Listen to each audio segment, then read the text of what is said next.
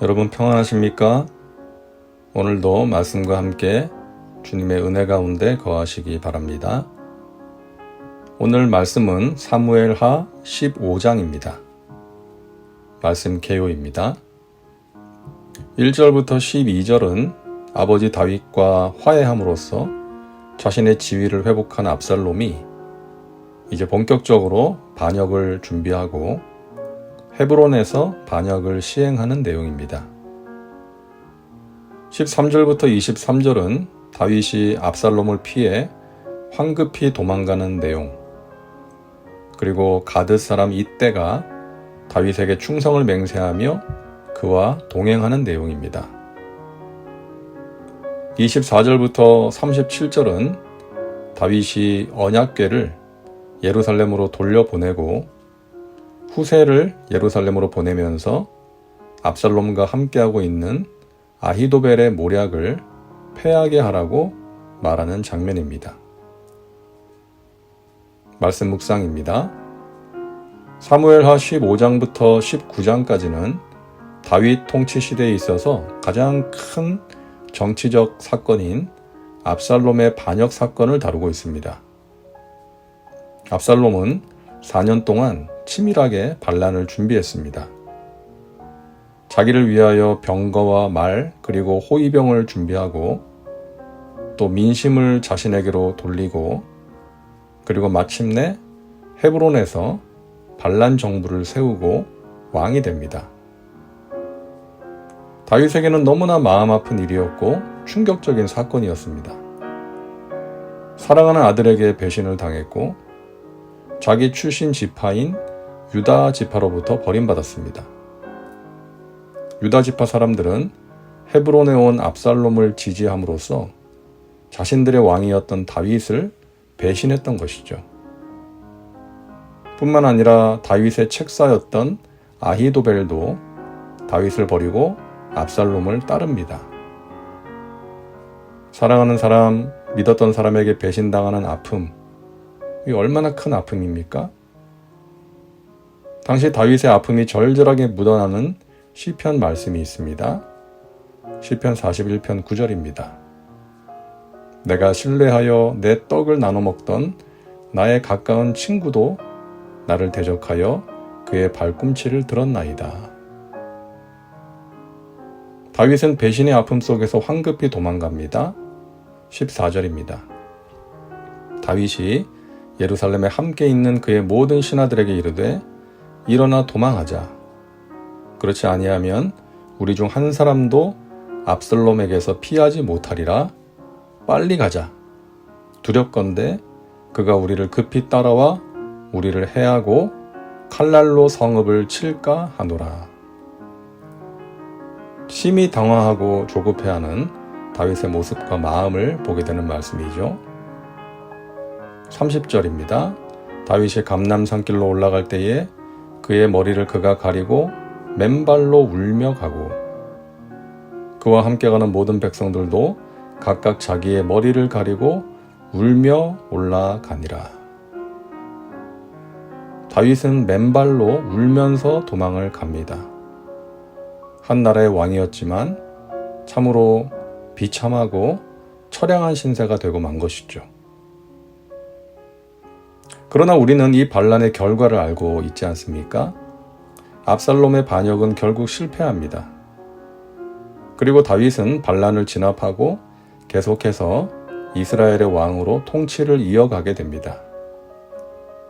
악한 모사를 꾸미고 아버지를 반역한 압살롬에게는 하나님이 함께 하시지 않았고 다윗과는 함께 하셨기 때문입니다. 다윗은 환난 중에도 하나님의 주권을 인정하고 의지합니다. 다윗은 자신과 함께하던 하나님의 임재의 상징인 언약궤를 예루살렘으로 돌려보냅니다. 25절입니다. 왕이 사독에게 이르되 보라, 하나님의 궤를 성읍으로 도로 메어 가라. 만일 내가 야훼 앞에서 은혜를 입으면 도로 나를 인도하사 내게 그 궤와 그 계신 데를 보이시리라. 다윗이 언약궤를 돌려보낸 것은 언약궤가 도망가는 자신과 함께 유리하고 방황하는 것을 원치 않았기 때문이었고요. 언약궤가 자신과 함께하지 않는다 할지라도 하나님이 함께하시고 은혜를 베푸시면 자신을 지켜주시고 다시금 예루살렘으로 인도하여 주시고 회복시켜 주실 것이라고 믿었기 때문입니다. 보통 어려운 상황에 처하게 되면 하나님의 임재의 상징인 언약궤가 자기 곁에 있기를 원할 텐데요. 다윗은 하나님께 자신의 삶을, 자신의 미래를 맡겼던 것이죠. 하나님의 주권과 영광을 먼저 생각했던 것입니다. 그리고 다윗은 하나님께 기도하기를 잊지 않았습니다. 압살롬과 함께하는 아히도벨의 모략을 어리석게 해달라고 간절히 기도합니다. 31절입니다. 어떤 사람이 다윗에게 알리되 압살롬과 함께 모반한 자들 가운데 아히도벨이 있나이다 하니 다윗이 이르되 야훼여 원하옵건대 아히도벨의 모략을 어리석게 하옵소서 하니라. 이 전쟁에서 지혜로운 책사의 역할이 얼마나 큽니까? 승패에 큰 비중을 차지하기 때문에 그렇게 기도한 것이죠. 결국 하나님께서는 다윗의 기도대로 후세를 만나게 하시고 후세를 통해서 아히도벨의 모략이 채택되지 못하도록 막아주십니다.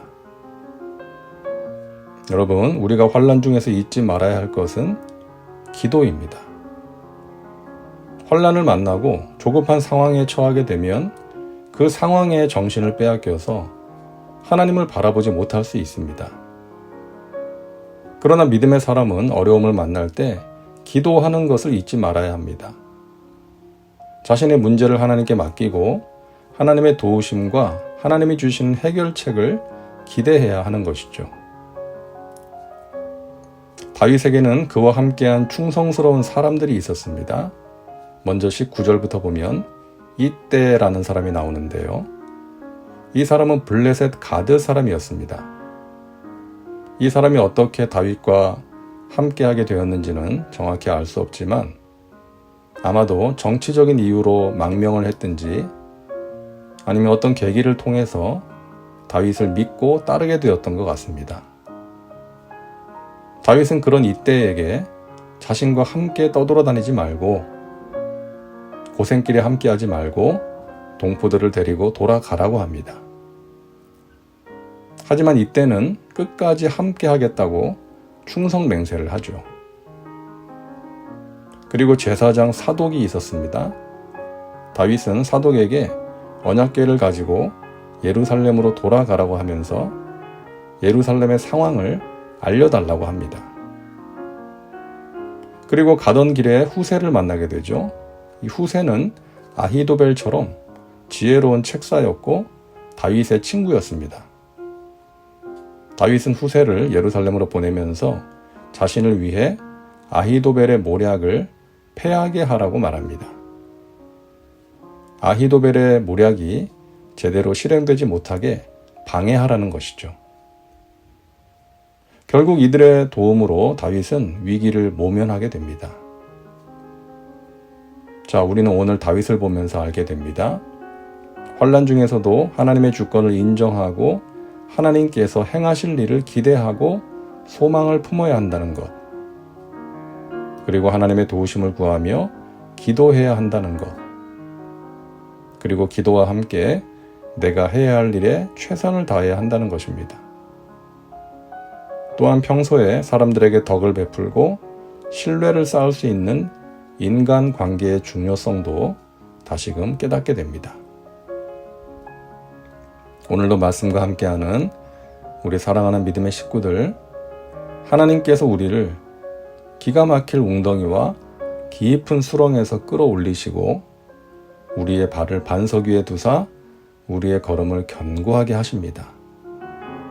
어떠한 어려운 가운데서도 하나님의 은혜로 말미암아 승리의 삶을 살아가시기를 간절히 바랍니다.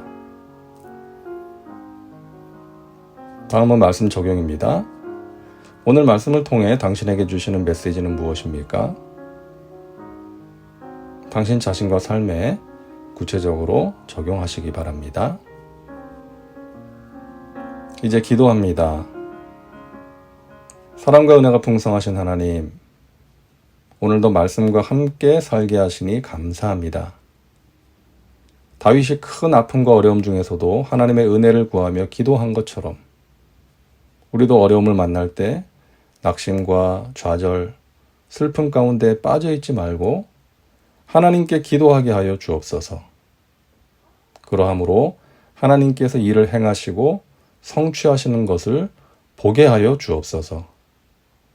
예수님의 이름으로 기도하옵나이다. 아멘. 오늘도 말씀과 함께 은혜 가운데 거하시기 바랍니다. 여러분 사랑하고 축복합니다.